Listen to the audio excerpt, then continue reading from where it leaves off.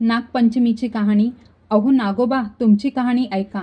आटपाट नगर होतं. तिथे एक ब्राह्मण होता. त्या ब्राह्मणाला 5-6 सुना होत्या. श्रावणात नागपंचमीसाठी त्या कोणी आजोळी, कोणी पंजोळी, तर कोणी माहेरी गेल्या. सर्वात धाकटीला माहेरचं कुणीच नव्हतं. तेव्हा ती जरा नाराज झाली, पण मनात म्हणाली, माझे सर्व संबंधी नागोबा देव आहेत. नागोबा मला माहेराहून नावयास येईल. तिच्या मनातील तो दृढ भाव पाहून शेष भगवानास तिची दया आली. ब्राह्मणाचा त्याने वेश घेतला व त्या मुलीला नेण्याकरिता आला. ब्राह्मण विचारात पडला. त्याने आपल्या सुनेला विचारलं. तिनेही हे माझे मामा आहेत असं सांगितलं. ब्राह्मणाने तिला जाण्यास परवानगी दिली. वेशधारी मामाने तिला आपल्या वारुळात नेलं व खरी हकीकत तिला सांगितली आणि फणीवर बसून आपल्या बिळात घेऊन गेला. आपल्या बायका मुलांना ताकीद दिली की हिला कोणी वाचावू नका. एके दिवशी नागाची नागिन बाळंत होऊ लागली. तेव्हा हिला हातात दिवा धरायला सांगितला. पुढं ती व्याली. तिची पिल्लं वळवळ करू लागली. हे पाहून ती घाबरून गेली व हातातील दिवा खाली पडला.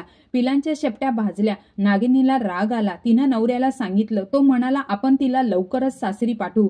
पुढं ती पुन्हा आनंदात वागू लागली. एके दिवशी मुलीला भरपूर धनसंपत्ती दिली व सासरी पोचवली. इकडे नागाची मुलं मोठी झाली. त्यांनी आपल्या तुटक्या शेपटीबद्दल आईला विचारलं. तिनं मुलींची गोष्ट सांगितली. त्यांना राग आला. सूड घ्यावा म्हणून ते तिच्या घरी आले. तो नागपंचमीचा दिवस होता. हिनं पुष्कळ वेळ भावांची वाट पाहिली. ते येत नाहीत म्हणून पाटावर व भिंतीवर नागाची चित्र काढली. मनोभावे पूजा केली व प्रार्थना केली. हे नागोबा देवा, तुमचा जय हो. लंडोबा पुंडोबा हे माझे भाऊ जिथं असतील ते खुशाल असू देत, सुखी राहू देत असे म्हणून नमस्कार केला.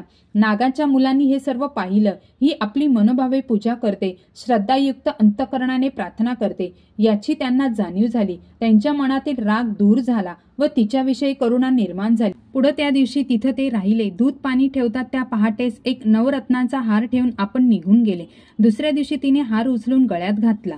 जसा तिला नागोबा प्रसन्न झाला तसा तुम्हा अमावही साठा उत्तराची कहाणी 5 उत्तरी सुफळ संपूर्ण.